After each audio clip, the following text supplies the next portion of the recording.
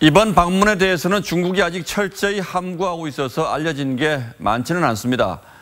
북한이 요청을 해서 간 건지 아니면 중국이 불렀는지도 확실치가 않지만 분명한 사실은 양측 모두 만나야 하는 절박한 필요성이 있었을 거란 점입니다.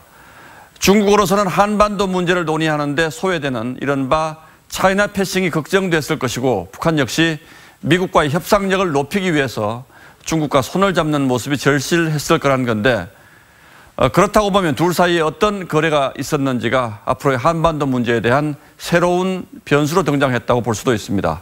이어서 이채연 기자입니다. 지난주 열린 핀란드 남북미 민관 합동회의. 북한 외무성 인사는 중국이 언제 우리를 가만히 내버려둔 적이 있느냐고 말했습니다.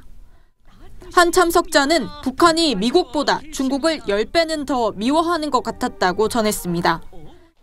실제로 북한 김정은은 지난해 11월 특사로 방문한 중국 숭타오 공산당 대외연락부장을 만나주지도 않았습니다.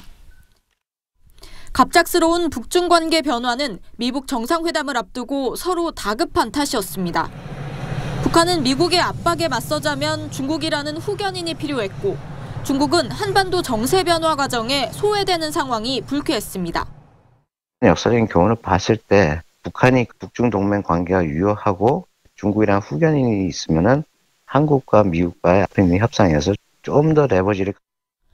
김정은은 시진핑 주석을 만나 비핵화 의지를 보이는 대신 중국의 대북 제재 완화를 요청했을 것으로 보입니다.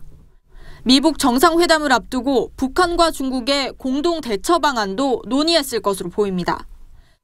김정은으로선 중국과의 관계 개선으로 트럼프 대통령과의 회담에서 협상력을 끌어올리는 효과는 기대할 수 있게 됐습니다. TV조선 이채연입니다.